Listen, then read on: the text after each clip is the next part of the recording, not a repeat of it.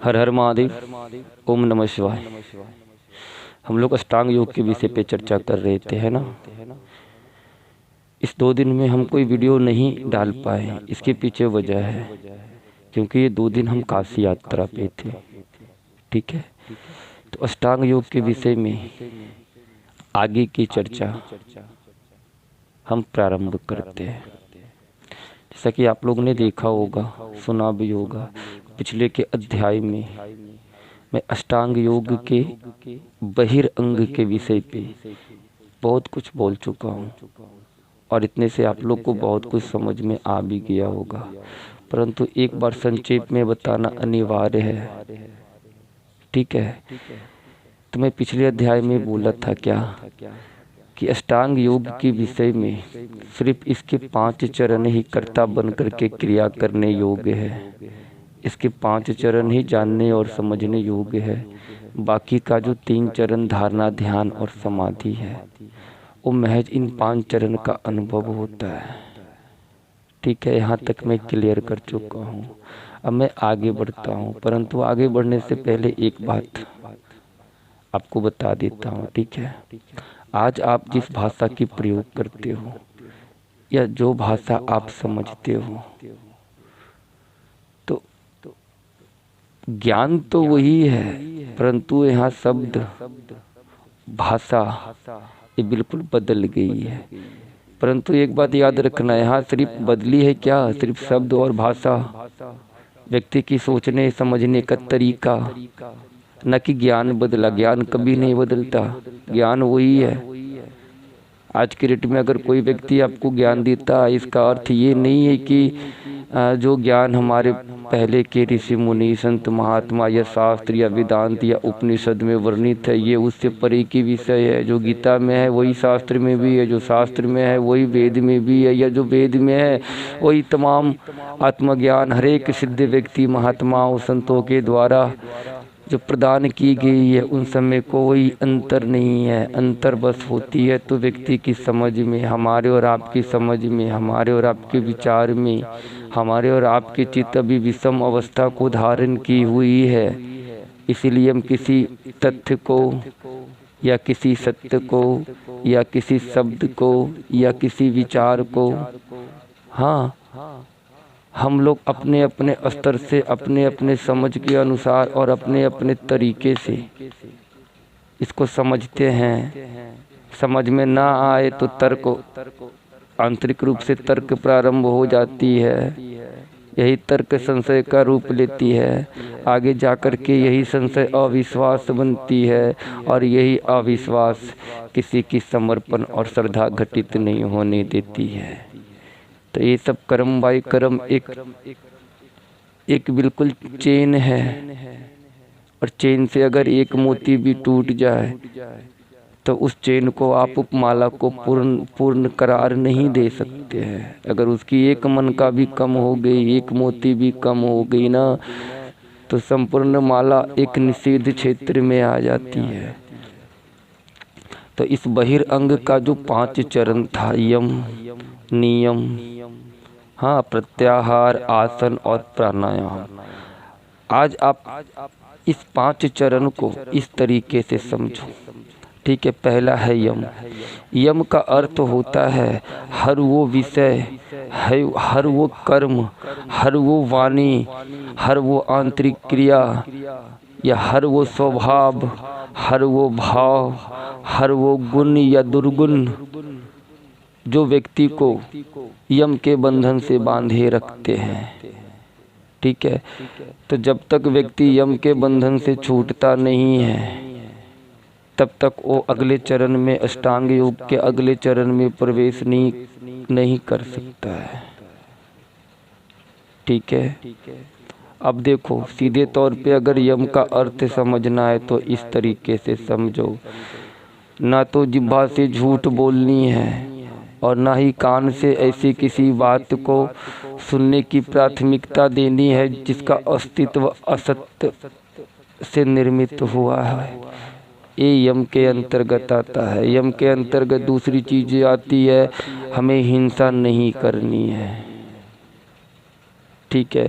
तीसरी चीज़ें आती है ना तो हमें किसी व्यक्ति के बारे में, किसी विषय के बारे में, किसी संत महात्मा के बारे में, किसी देवता के बारे में, किसी ऋषि मुनि के बारे में, किसी की तुलना कदापि नहीं करनी है। या जहाँ राग द्वेष हो रहा है वहाँ अपने आप को टिकने नहीं देना है। या फिर आप अपने जुबान से किसी का राग द्वेष जैसी विषय पे किसी तरह का कोई चर्चा नहीं करे, ना तो असत्य बोले, ना असत्य के साथ जीवन जिए। ये भी यम के अंतर्गत आती है। सदाचार व्यवहार करे, सदाचार वाणी बोले, ये सब यम के अंतर्गत आती है। ठीक है। और यही सब वो कारण है जो व्यक्ति को यम के बंधन से छूटने नहीं देता है। अष्टांग योग के प्रथम चरण में ही यम का क्या अस्तित्व है, यम के नियम को पालन करने के लिए क्यों बोला गया है। अगर दूसरे तरीके से इसका अर्थ आप जानना चाहते हो तो जो व्यक्ति यम का विधिवत नियम के साथ पालन करता है, उसकी नस नाड़ी की समस्त विकार, समस्त असहजता, उसकी चित्त की समस्त अशुद्धि धीरे धीरे करके निष्क्रिय होने लगती है। तब जा करके आप इसी यम को अगर नियम के तहत साधो, तब यही नियम किसी भी साधना के नियम की जैसा कार्य करने लगेगा। नियम होती है, चाहे आप उसे भौतिक रूप से साधो या सूक्ष्म रूप से साधो। अगर एक बार ये देह सदा, एक बार ये चित्त सदा, चाहे जिस नियम से सद रहा हो, तो ये नियम आपको हर क्षेत्र में काम देगा, चाहे वो भौतिक स्तर पे हो अथवा सूक्ष्म स्तर पे हो। ठीक है। तो यम और नियम हो गया। यम, सदा व्यक्ति को सत्यवाणी बोलना चाहिए। जहाँ असत्य बोला जा रहा हो या फिर जहाँ असत्य संबंधित कर्म हो रहा हो, वहाँ व्यक्ति को समय नहीं देना चाहिए। ये सब चीज़ में नहीं पड़ना चाहिए। ना किसी से बैर करना चाहिए, ना किसी से बैर भाव रखना चाहिए, ना किसी से राग द्वेष करना चाहिए, और ना कहीं अगर राग द्वेष हो रहा हो तो वो उसे सुनना चाहिए। ठीक है। अच्छा व्यवहार करना चाहिए, सदाचार जीवन जीना चाहिए, अच्छी वाणी बोलना चाहिए, मन से कभी ऐसी कड़वाहट भरी वचन नहीं बोलनी चाहिए जिससे दूसरा कोई आहत होता हो।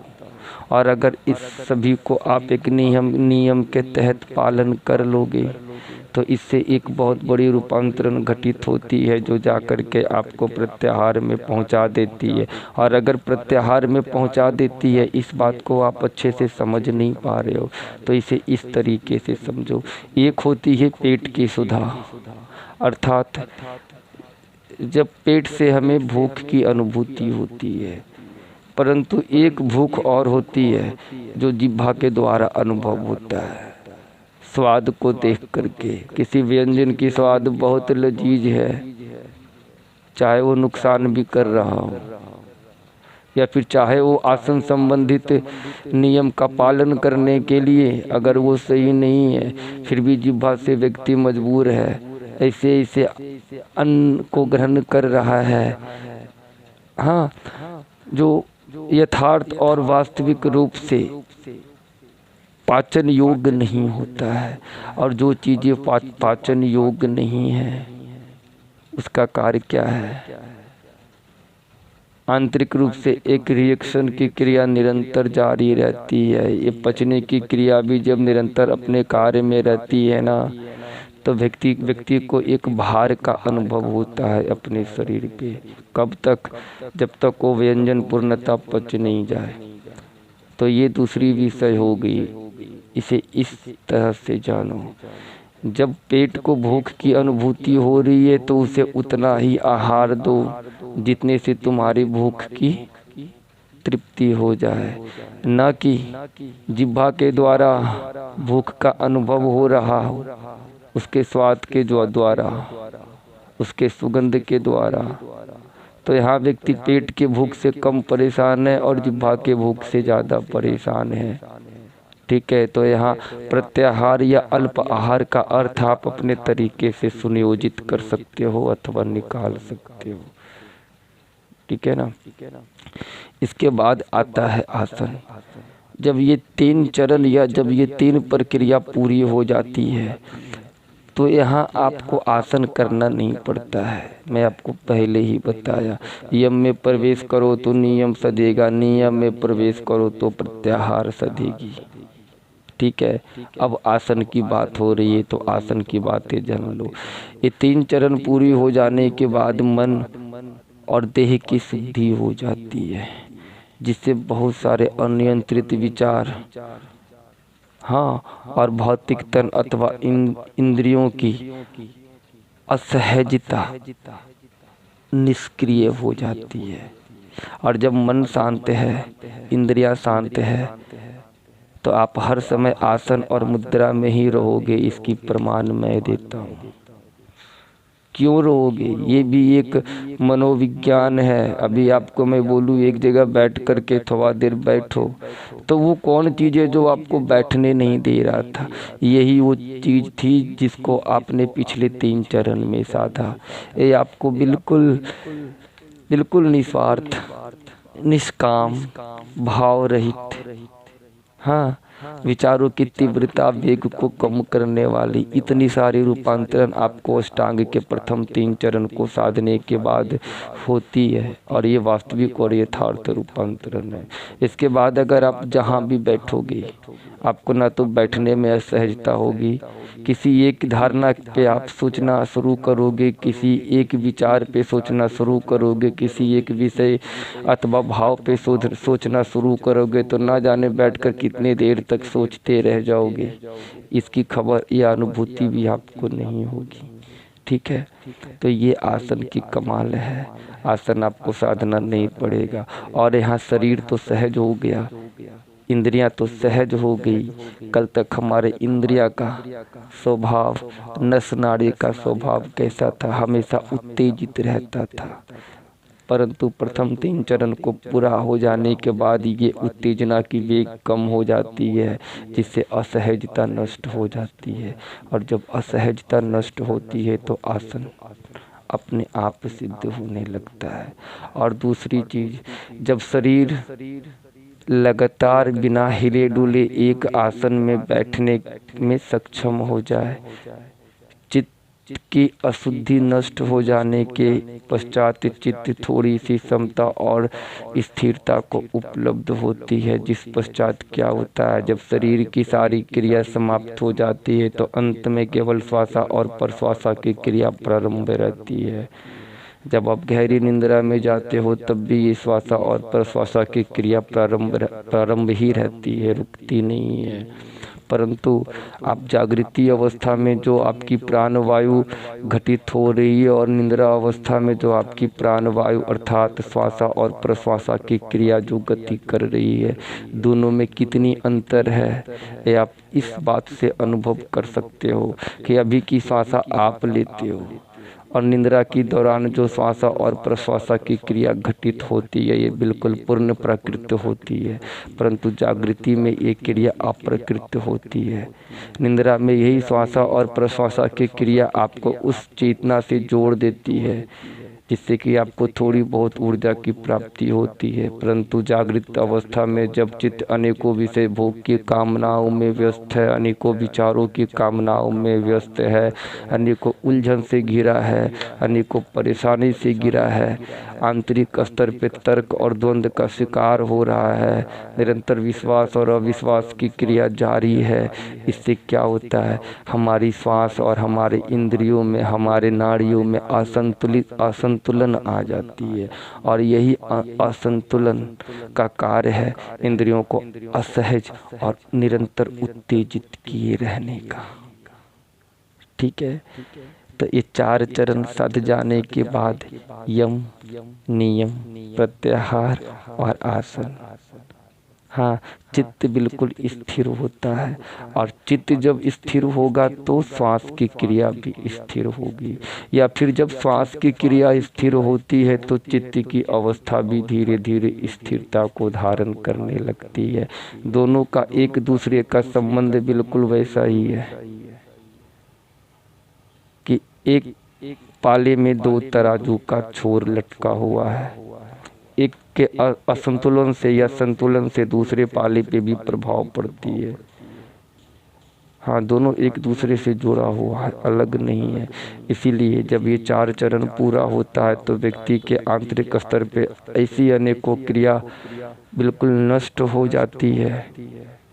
जो व्यक्ति को खुद से दूर किए रहता था, खुद के नज़दीक बैठे रहने पे भी वो अपने विचारों और विषयों और इच्छाओं के माध्यम से खुद से इतना दूर निकल जाता कि उसे खबर अपने कोई सुध बुध नहीं रहती थी, खबर नहीं रहती थी, क्योंकि वो विषयों की कामनाओं में मस्त है, मगन है, व्यस्त है ना।